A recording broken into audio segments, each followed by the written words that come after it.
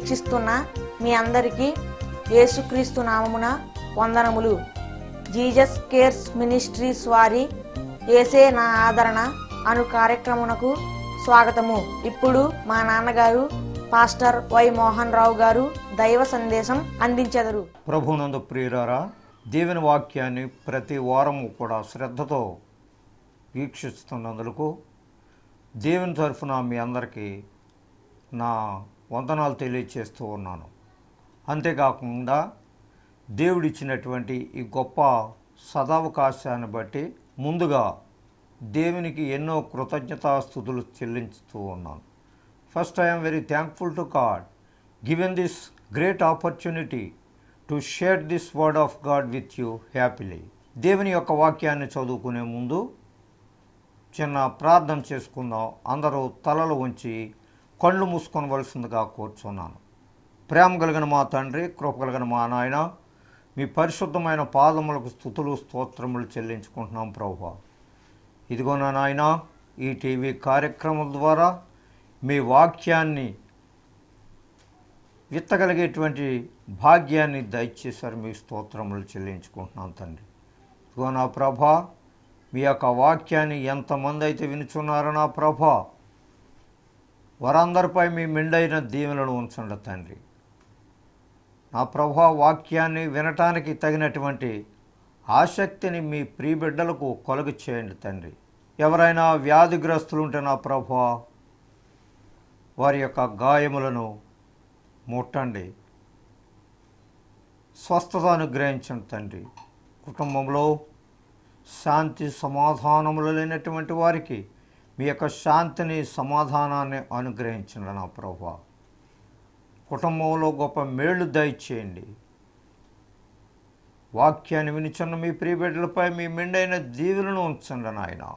మీకు స్తోత్రములు. ప్రతి వారు కూడా మిమ్మల్ని తెలుసుకోవాలనేటువంటి ఆసక్తిని కలుగు చేయండి ప్రభువా.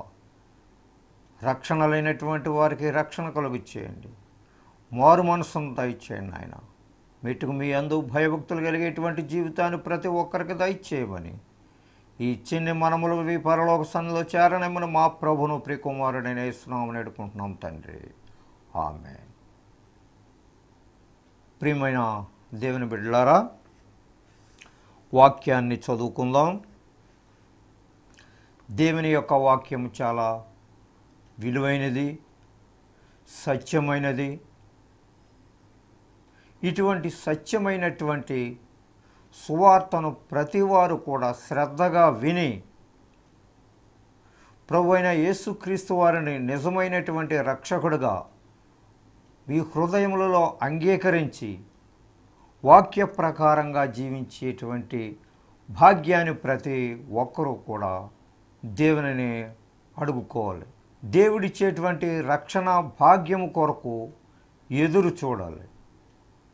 అలా ఎదురు చూడాలని అంటే, ఆ రక్షణ భాగ్యము మీకు కలగాలని అంటే, ముందుగా దేవుని యొక్క వాక్యం ఏమి చెప్తా ఉన్నదో, దేవుని యొక్క వాక్యం మీతో ఏ విధముగా మాట్లాడుతుందో అది మీరు గ్రహించి ఆ వాక్య ప్రకారంగా మీరు నడుచుకున్నట్లయితే దేవుని యొక్క దీవెనలు, దేవుని యొక్క ఆశీర్వాదములు మీకెంతో మెండుగా కలుగుతాయి. మొదటి పేతురుకు రాసినటువంటి పత్రిక 1వ అధ్యాయము 22వ వచనం నుంచి 24వ వచనం వరకు చదువుకుందాం. మీరు క్షయబీజము నుండి కాక శాశ్వతమగు జీవము గల దేవుని వాక్యమూలముగా అక్షయ బీజము నుండి పుట్టింపబడిన వారు గనుక నిష్కపటమైన సహోదర ప్రేమ కలుగునట్లు.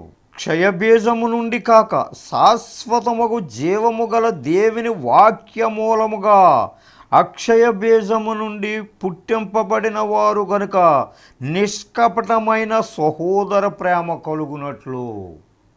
అంటే సహోదర ప్రేమ ప్రతి వారికి ఉంటుంది.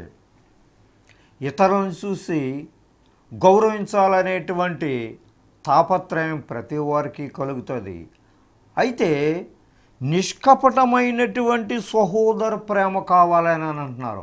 నిష్కపటమైనటువంటి సహోదర ప్రేమ అంటే కొందరితో మాట్లాడినప్పుడు చాలామంది ఏం చేస్తారనంటే మనసులో ఒకటి దాచుకొని ఏదో మొహమాటానికే, ఏం బ్రదర్ బాగున్నావా, ఎప్పుడు వచ్చారు, ఏంటి పిల్లలందరూ బాగున్నారా అనేటువంటి యోగక్షేమాలు మొదటగా తెలుసుకుంటారు. కానీ అది హృదయపూర్వకముగా మాట్లాడినటువంటి మాటలు కాకపోవచ్చు. చాలామందిలో గమనించినట్లయితే ఇటువంటి వారే నిష్కపటమైనటువంటి ప్రేమ లేనటువంటి వారే కనపడతా ఉన్నారు. మీరు క్షయబీజము నుండి గాక శాశ్వతమగు జీవము గల దేవుని యొక్క వాక్యము, జీవము గల దేవుని యొక్క వాక్యం ఏం చెప్తా ఉన్నదో, దేవుని గల వాక్యము సమస్త విధములైనటువంటి కల్మషాన్ని తొలగింప చేస్తూ ఉన్నది. జీవము గల దేవుని యొక్క వాక్యం మాట్లాడేటువంటి మాటలు చాలా విలువైనటువంటివి, సత్యమైనటువంటివి ఈ బైబిల్ గ్రంథంలో ఉన్నటువంటి మాటలు. అయితే ఈ ప్రేమ అనేటువంటిది ఎలాగ ఉండాలంటున్నారు? నిష్కపటము కలిగి ఉండాలి. అంటే చాలా కుతంత్రమైనటువంటి ద్వేషభావాలతోటి, సహించలేనటువంటి వ్యక్తిత్వంతో, అసూయ స్వభావాలతోటి ప్రతి వారిలోనూ ఈ యొక్క అసూయ కూరుకుపోయినటువంటి ప్రేమ కలిగినటువంటి జీవితాలనే మనం చూస్తూ ఉన్నాం. అయితే దేవునిని తెలుసుకునేటువంటి నీవు ఏ విధముగా ఉండాలని అంటే నిష్కపటమైనటువంటి ప్రేమ, ఇతరుల సహోదరుల పట్ల, దేవుని బిడ్డల పట్ల, మరీ ముఖ్యంగా నీవు నేర్చుకొనినటువంటి బైబిల్ గ్రంథములో ఉన్నటువంటి మాటలను గ్రహించి నీవు నీ యొక్క దుర్మార్గత నుండి నీవు తొలగింపబడిపోవాలి.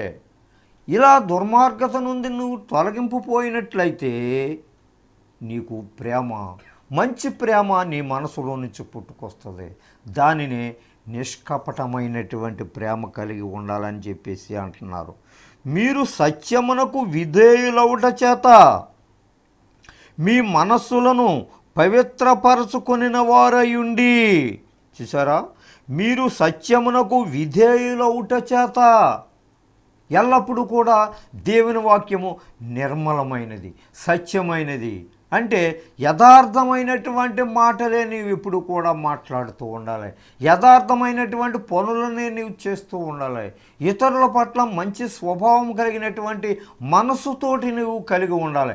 ఇవన్నీ ఎప్పుడు నీకు వస్తాయని అంటే ఈ బైబిల్ గ్రంథానికి విలువిచ్చినప్పుడు, దేవుని యొక్క వాక్యం పట్ల శ్రద్ధ కలిగి ఉన్నప్పుడు ఈ మంచి మనసు నీకు అలవాటు అవుతూ ఉంటుంది.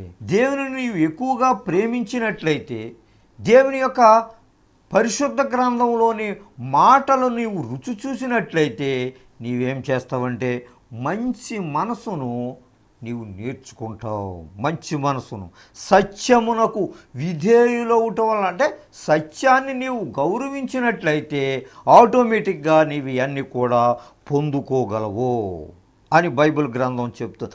ఒకరినొకడు హృదయపూర్వకముగాను మిక్కటముగాను ప్రేమించుడే. చూసారా, హృదయపూర్వకముగా పైన ఏమంటున్నారు? మీ యొక్క ప్రేమ నిష్కపటముగా ఉండవలన, అంటే లోపల ఒకటి పెట్టుకొని పైకి ఎంతో గంభీరంగా మంచిగా మాట్లాడినట్లుగా యాక్ట్ చేస్తూ ఉండేటువంటి ప్రేమ కలిగినటువంటి మనుషులను మనం చూస్తూ ఉన్నాం ఈ లోకంలో. ఆ విధంగా కాకుండా నిష్కపటమైనటువంటి ప్రేమ, మంచి జీవితము, మంచి మనసు, ఇతరులతో మంచిగా మాట్లాడటం, పరిశుద్ధ గ్రంథాన్ని చదువుకోవటం, ఆ గ్రంథంలో ఉండేటువంటి మాటలకు ఇతరులకు బోధించటం, ఈ విధమైనటువంటి పనులు చేయటం ద్వారా ఆటోమేటిక్గా నీకు దేవుని యొక్క ప్రేమ నీకు అలవడుతుంది. ఇటువంటి దేవుని ప్రేమ లేనటువంటి నీకు ఈ రోజు నుంచి అయినా ఈ పరిశుద్ధ గ్రంథంలో ఉన్న మాటలు ఏ విధముగా నీతో మాట్లాడుతున్నారు నీవు గమనించి ఆ విధమైనటువంటి ప్రేమను నీవు సంపాదించుకోవడానికి ప్రయత్నం చేయి. హృదయపూర్వకముగాను మిక్కటముగాను ప్రేమించుడి. అంటే అధికమైనటువంటి ప్రేమ నీలో ఉన్నట్లయితే ఇతరులు కూడా నిన్ను మాదిరిగా తీసుకొని వారి యొక్క జీవితాలను కూడా ప్రభువు వైపుకు త్రిప్పుకోవడానికి అవకాశం కలుగుతుంది. ఈ ప్రేమ అంతా ఎక్కడి నుంచి వస్తుంది అంటే ఎక్కువగా ఈ పరిశుద్ధ గ్రంథంలో నీ మాటలకు విలువిచ్చినప్పుడు, పరిశుద్ధ గ్రంథాన్ని చదివినప్పుడు ప్రభువైన యేసుక్రీస్తు వారు నీ కొరకు చేసినటువంటి త్యాగం ఏ రకముగా ఉన్నది, నా కొరకే యేసుక్రీస్తు వారు శిలువ మీద బలియాగమైపోయారు అనేటువంటి సత్యాన్ని, ఆ విశ్వాసాన్ని క్షణము కూడా నీవు గుర్తించుకున్నట్లయితే దేవుని యొక్క ప్రేమ నీకు అలవాటు అవుతుంది. దేవునిలో ఉండేటువంటి భయభక్తులు నీకు అలవాటు అవుతున్నాయి. యేసుక్రీస్తు వారు చేసినటువంటి త్యాగాన్ని నీవు గమనించినట్లయితే పైన చెప్పినటువంటి ఈ లక్షణాలన్నిటినీ కూడా నీవు అలవాటు చేసుకోగలుగుతావు. అందుకని ఏమంటున్నారంటే హృదయపూర్వకముగాను మిక్కటముగాను ఒకరినొకడు ప్రేమించుకునుడి. ఒకరి ఎడల ఒకరు గౌరవంగా మాట్లాడుకున్నట్లయితే అది క్రీస్తు ప్రేమ వలన కలుగుతుంది. క్రీస్తు ప్రేమ నీలో లేనటువంటి వాడవైతే నీవు పైన చెప్పినటువంటి ఆ హృదయపూర్వకమైనటువంటి ప్రేమ నీలో ఉండదు. క్రీస్తు వారు నీలో నివసింపకపోతే ఆ యొక్క క్రీస్తు ప్రేమ నీ దగ్గర ఉండదు. ఏ ప్రేమ ఉంటుంది అయితే ఇకలోక సంబంధమైనటువంటి సాతాను ప్రేమ ఉంటుంది నీ దగ్గర. సాతాను ప్రేమ ఏ రకంగా ఉంటుంది అంటే క్షణము కూడా అనేక రకాలైనటువంటి పద్ధతులతోటి ఇతరులను మోసపుచ్చేటువంటి ప్రేమ, ఇతరులను మోసం చేసేటువంటి పనులు, ఇతరుల ఎడల దుర్భాషలాడేటువంటి ప్రేమ, దుర్భాషల్లోనూ కూడా ప్రేమ కనపడుతుంది. అటువంటి వారినే నీవు ఇష్టపడతా ఉంటావు. కాబట్టి దేవునిని నమ్ముకునేటువంటి నీవు ఈ విధమైనటువంటి నిష్కపటమైనటువంటి ప్రేమ కలిగి ఉండాలి. శాశ్వతమగు జీవము గల దేవుని వాక్యము మూలముగా, శాశ్వతమైనటువంటి దేవుని యొక్క వాక్యము, ఈ వాక్యము ఎప్పటికీ కూడా స్థిరమైనటువంటిది. దేవుని యొక్క వాక్యము బలమైనటువంటిది. ఈ స్థిరమైనటువంటి వాక్యము యుగ యుగములు కూడా నిలిచేటువంటి వాక్యము. ఈ తరములో ఉండేటువంటి మనుషులు లేకపోతే వచ్చే తరములో ఉండేటువంటి మనుషులు కూడా ఈ యొక్క వాక్యాన్ని చదువుకుంటారు. ఈ యొక్క బైబిల్ గ్రంథమే కంటిన్యూ అవుతుంది. వేరొక బైబిల్ గ్రంథము కంటిన్యూ అవదు. వేరొక బైబిల్ గ్రంథం ఇక రాదు. కాబట్టి ఇటువంటి నిష్కటమైనటువంటి ప్రేమను అలవాటు చేసుకోవాలనంటే, నిష్కపటమైనటువంటి ప్రేమ కలిగినటువంటి జీవితము నువ్వు జీవించాలని అంటే ఈ యొక్క స్థిరమైనటువంటి దేవుని యొక్క వాక్యానికి నీవు తావు ఇవ్వవలసినటువంటి వ్యక్తిగా కనపడాలి. ఈ యొక్క దేవుని యొక్క వాక్య ప్రకారంగా జీవించేటువంటి వ్యక్తిగా నువ్వు ఉండాలి. ఎందుకని అంటావా? దీనికి కారణం చెప్తున్నారు 24వ వచనంలో. సర్వ శరీరులు గడ్డిని పోలిన వారు, సర్వ శరీరులు కూడా ఈ ప్రపంచంలో నివసించేటువంటి మనుషులందరూ కూడా గడ్డిని పోలినటువంటి వారు. అంటే గడ్డి పర్మనెంట్గా ఎక్కడా ఉండదు. ఈ పచ్చిక బయలు చూసినట్లయితే ఎంతో కోలంగా అందంగా కనపడుతుంది. వర్షం కురిసినప్పుడు చాలా పచ్చదనంగా కనపడుతూ ఉంటుంది. అయితే ఈ పచ్చదనము ఎల్లవేళలా ఉండదు. కొంచెము ఎండ వచ్చేసరికి ఈ ఎండకి అది మాడిపోతూ ఉంటుంది. అంటే కొంతసేపు సక్రమైనటువంటి పద్ధతిలో కనిపించిన మరుక్షణం అదేం చేస్తుందంటే ఆ ఎండకి వాడిపోయినటువంటి పరిస్థితిని గమనిస్తాము. అలాగే సర్వ శరీరులు కూడా గడ్డిని పోలినటువంటి వారుగా ఈ బైబిల్ గ్రంథంలో చెప్తా ఉన్నారు. అంటే ఎవరు కూడా శాశ్వతంగా ఈ భూమి మీద నివసించరు. వారి అందమంతయు గడ్డి పువ్వు వలె ఉన్నది. నీవు ఎంతో అందగాడివిగా లేకపోతే ఎంతో అందగత్తెవుగా నువ్వు అనుకుంటా ఉంటావు, ఎంతో ఫీల్ అయిపోతూ ఉంటావు. నాకంటే అందగాళ్ళు ఈ ప్రపంచంలో లేరు అనేటువంటి ఆనందంతో నీవు జీవిస్తూ ఉంటావు. కానీ ఇక్కడ ఏం చెప్తున్నారు బైబిల్ గ్రంథంలో? వారి అందమంతయు గడ్డి పువ్వు వలె ఉన్నది. అంటే గడ్డి ఒకానొక సమయంలో పచ్చగా కనపడతా ఉంటుంది. ప్రొద్దుట వేళ ఎండ వేడిమికి అది తాళలేక మరలా వాడిపోతూ ఉంటుంది. అలాగే ఏ క్షణంలో ఏ రకంగా నీవు నీ యొక్క జీవితం జరుగుతుందో, నీ మనుగడ ఏ విధముగా ఈ భూమి మీద సాగిస్తావో అది నీకు మాత్రము తెలీదు. అది ప్రభువైన యేసుక్రీస్తు వారి చేతిలోనే ఉన్నది. కాబట్టి నీ అందమంతయు గడ్డి పువ్వు వలె ఉన్నది. గడ్డి ఎండును, దాని పువ్వు రాలును. గడ్డి ఎండిపోతుంది, ఎండిపోయిన వెంటనే ఆ పుష్పాలకి కూడా ఏ విధమైనటువంటి ప్రయోజనము కూడా లేదు. అయితే ప్రభువు వాక్యం ఎల్లప్పుడూ నిలుచును. ఈ యొక్క దేవుని యొక్క వాక్యము ఎల్లప్పుడూ శాశ్వతముగా ఎవర్ ఎప్పటికీ కూడా శాశ్వతమైనటువంటిదే దేవుని యొక్క వాక్యము. ఇందాక చెప్పుకున్నట్లుగా ఈ యొక్క గ్రంథము, ఈ బైబిల్ గ్రంథము ఈ సంవత్సరములు ఈ రకంగా చదువుకుంటున్నాం.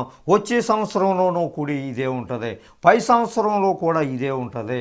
అలాగే రాబోయే సంవత్సరాలలో కూడా ఇదే గ్రంథము కంటిన్యూ అవుతుంది. అంటే దేవుని యొక్క వాక్యము పర్మనెంట్ అన్నమాట. అది ఎప్పటికీ కూడా చెరిగిపోయినటువంటి వాక్యం ఇది.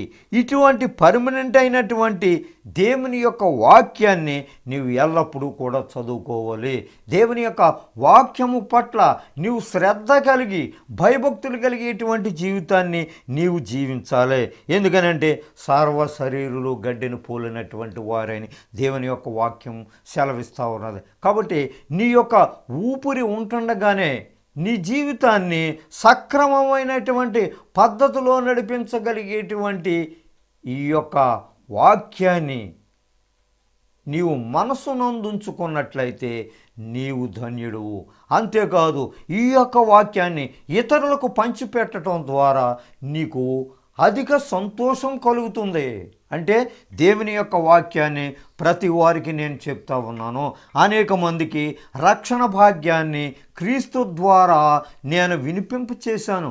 రక్షణ భాగ్యాన్ని స్వీకరించేటువంటి వారిగా నేను వారిని తయారు చేశాను అనేటువంటి తృప్తి నీకు కలుగుతుంది. ఇటువంటి దివ్య గ్రంథాన్ని, ఇటువంటి సత్యమైనటువంటి గ్రంథాన్ని నీవు విడిచిపెట్టుకుంటే నీకే విధమైనటువంటి ప్రయోజనము లేదు. అనేకమైనటువంటి మేళ్ళు కలగాలనంటే, క్రీస్తు ద్వారా నీవు కృపలను పొందుకోవాలంటే, క్రీస్తు వారు ఇచ్చేటువంటి ఐశ్వర్యాన్ని నీవు పొందుకోవాలంటే ఈ యొక్క దేవుని యొక్క వాక్యాన్ని నీవు స్వీకరించినట్లయితే నీవు ధన్యుడువు. మీకు ప్రకటింపబడిన సువార్త ఈ వాక్యమే. దేవునికి స్తోత్రం. చూసారా, మీకు ప్రకటింపబడినటువంటి సువార్త ఈ వాక్యమే. యేసుక్రీస్తు వారిని గురించి చెప్పబడినటువంటి వాక్యాలన్నీ కూడా ఇవే. ప్రేమ కలిగేటువంటి జీవితము నీవు అలవాటు చేసుకో. అటువంటి ప్రేమను నీవు సంపాదించుకో. ఎక్కడ చూసినా దేవుని వాక్యం ఈ విధంగానే నీకు చెప్తా ఉన్నది.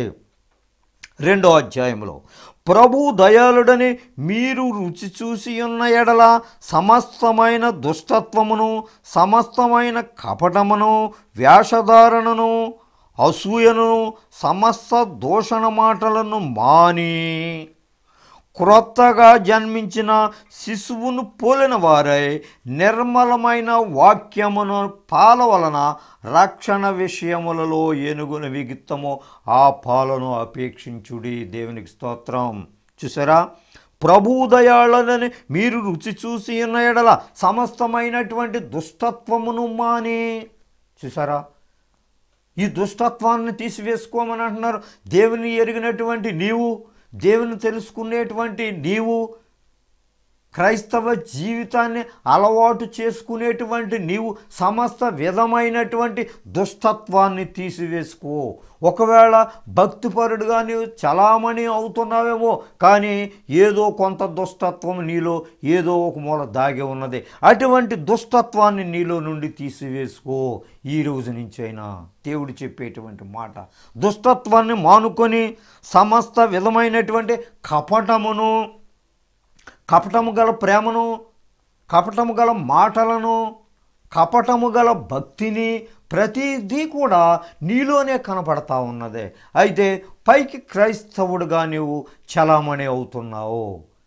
క్రైస్తవురాలుగా చలామణి అవుతున్నావు, దేవుని ఎరిగినటువంటి బిడ్డగా నీవు చలామణి అవుతున్నావు. కానీ నీలో ఏ విధమైనటువంటి మంచి మనసు, మంచి భక్తి నీకు కనబడటం లేదు, నీలో కనబడటం లేదు. ప్రజలకి నీవు ఒకవేళ భక్తిపరుడుగా నీవు చలామణి అవుతున్నావేమో తప్ప దేవుని దృష్టిలో మాత్రము నీకు ఇంకా కొంచెము లోటు కనబడుతుంది. ఏంటంటే సమస్తమైనటువంటి కపటమైనటువంటి మాటలు. ఈ మనిషి దగ్గర ఈ మాట చెప్తున్నావు, ఆ మనిషి దగ్గర ఇంకో రకంగా మాటలు చెప్తున్నావు. ఈ రకమైనటువంటి మాటలు, ఈ రకమైనటువంటి కపటమైనటువంటి ప్రేమ దేవునికి ఇష్టమైనది. నీవు చేతనైతే మంచి మనసుతోటి ఆ ఇద్దరిని కూడా సమముగా నీవు కలుపు, మంచి మాటలతోటి వారిద్దరిని ఏకం చేయి. కానీ మంచి మనసు నీలో లేనంత కాలము కూడా ఈ విధమైనటువంటి కపటమైనటువంటి ప్రేమనే మాట్లాడతావు, కపటమైనటువంటి మాటలే నీకు ఇష్టము. అటువంటి వారితోటే నీవు సాంగత్యం చేస్తున్నావు. దేవుడు ఏం చెప్తున్నాడు అంటే సమస్తమైన దుష్టత్వమును మానుకొని దేవుని చెప్తా ఉంటుంటే నువ్వేం చేస్తున్నావు? ఆ దుష్టత్వానికే నీవు ఎక్కువ స్థానాన్ని ఇస్తున్నావు, ఎక్కువ విలువనిస్తున్నావు. పైకి మరలా నీవు భక్తిపరురాలుగా కనపడుతున్నావు. కానీ ఇదంతా కూడా దేవుని దృష్టిలో నీవు వేస్ట్, శుద్ధ వేస్ట్. ఏ విధమైనటువంటి ప్రయోజనము లేదు దేవునికి. కాబట్టి ఆ విధమైనటువంటి దుష్టత్వాన్ని మాని, కపటమును మాని, వేషధారణ ఎక్కువగా కలిగి ఉంటున్నావు.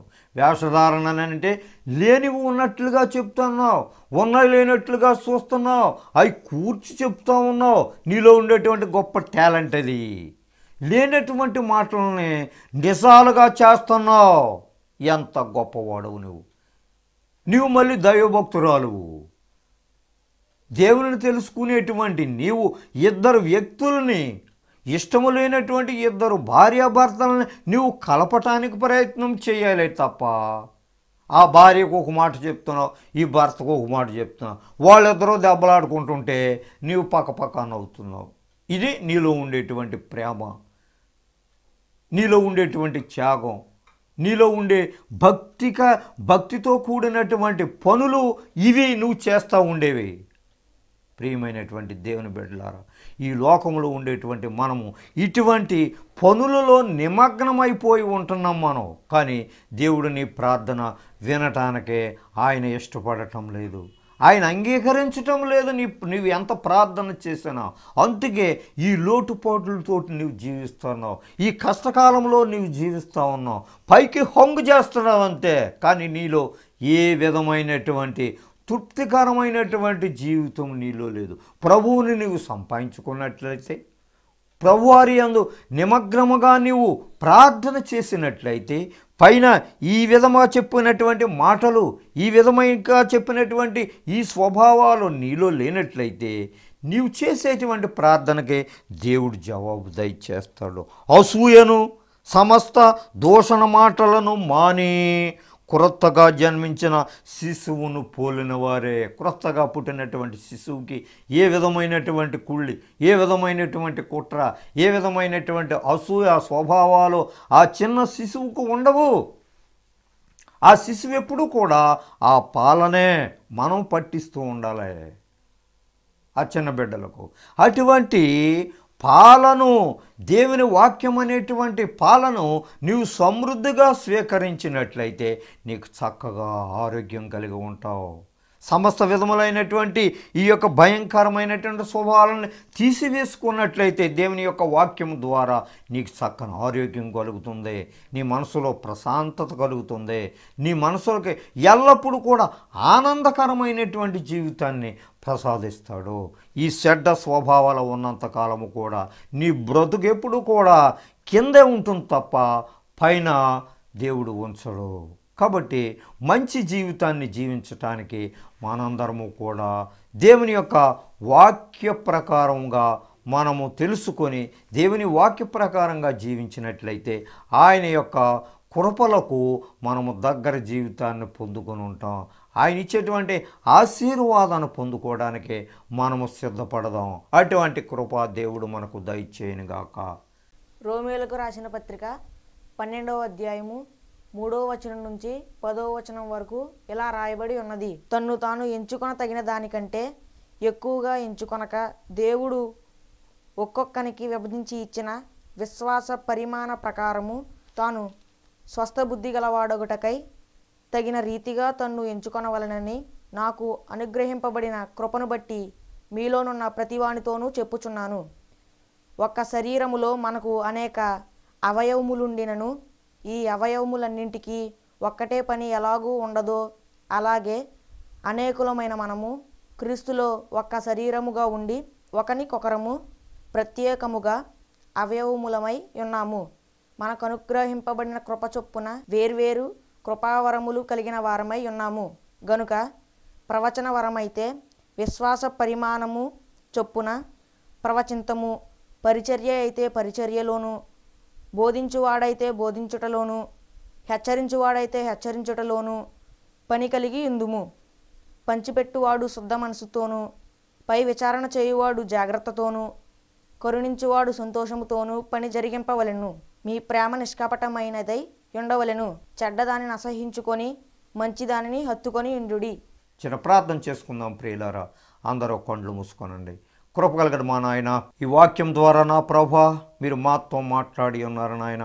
సమస్త విధములైనటువంటి దోషణను, అసూయయు నా ప్రభా దుష్టత్వాన్ని వేసుకోమని నా ప్రభా మీరు సెలవిస్తూ ఉన్నారు నాయన. ఇదిగో నా ప్రభా ఇంకనూ నీ ప్రియ బిడ్డలు మరి ఏ లోటైతే ఉన్నదో, ఏ కొదువైతే ఉన్నదో మీకు తెలుసు నా ప్రభా. ఆ లోటులను తీసివేసుకొని మీ వాక్య ప్రకారంగా జీవించగలిగేటువంటి కృపని, భాగ్యాన్ని పిరిబిడ్డలకు దయచేయండి తండ్రి. ఈ సందర్భంలో నా ప్రభా నీ వాక్యాన్ని వినిచున్న మీ ప్రియబిడ్డలపై మీ మెండైన దేవునితో నింపండి. కుటుంబంలో శాంతి సమాధానములు లేనటువంటి వారికి మీ శాంతి సమాధానాన్ని దయచేయండి. వ్యాధిగ్రస్తులను ముట్టండి. మీ గాయపడిన హస్తంతో వారి యొక్క గాయములను కట్టి నా ప్రభా వారికి స్వస్థత అనుగ్రహించండి నాయన. మెట్టుకు మీ అందు భయభక్తులు కలిగేటువంటి జీవితాన్ని ప్రసాదించమని ఈ చిన్ని ప్రార్థన పరలోక సందులో చేరమని మా ప్రభును ప్రియకుమారుని యేసునామమున వేడుకుంటున్నాం తండ్రి. ఆమేన్. మన తండ్రి అయిన దేవుని ప్రేమ, కుమారుడైన యేసుక్రీస్తు వారి యొక్క కృప, పరిశుద్ధాత్మ యొక్క అన్యోన్య సహవాసము మనకును ఆయన నమ్మిన బిడ్డలకును, ముఖ్యంగా ఇచ్చి ముందు కూర్చొని మీ వాక్యాన్ని విరిచిన మీ ప్రియ బిడ్డలపై మీ మెండైన దీవెనలతో నింపుముగాక. ఆమేన్. God bless you all. మీ అందరికీ నా వందనములు. దైవ సందేశం విని దీవెనలను పొందారని నమ్ముచున్నాము. సలహాలకు, సందేహాలకు, ప్రార్థనల కొరకు మమ్ములను తప్పక సంప్రదించండి. మా చిరునామా పాస్టర్ వై మోహన్ రావు గారు, Jesus cares ministries, Dommeru post 534351, Kovvur మండలం, west Godavari district, Andhra Pradesh, S India. మా phone number 9652128511. Our email address mohany7@yahoo.com. మా చిరునామా పాస్టర్ వై మోహన్ రావు గారు, Jesus cares ministries, Dommeru post 534351, Kovvur మండలం, పశ్చిమ గోదావరి జిల్లా, ఆంధ్రప్రదేశ్, ఎస్ ఇండియా. మా ఫోన్ నంబర్ 9652128511. మా ఈమెయిల్ అడ్రస్ mohany7@yahoo.com.